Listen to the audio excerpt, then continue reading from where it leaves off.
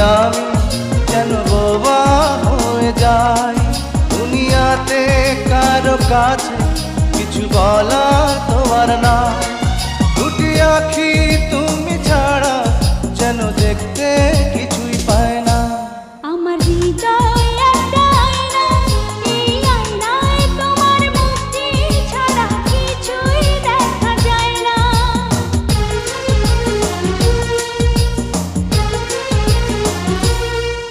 আমার হৃদয় একটা